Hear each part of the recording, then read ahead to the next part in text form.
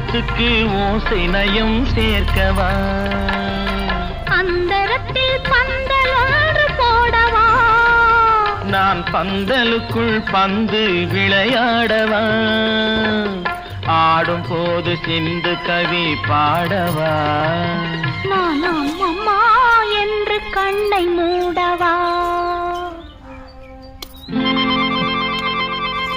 தொட்டுக்கொள்ளவா? நெஞ்சில் கொடுத்து கொள்ளவா? பட்டுக்கொள்ளவா? மெல்ல பழகிக் கொள்ளவா?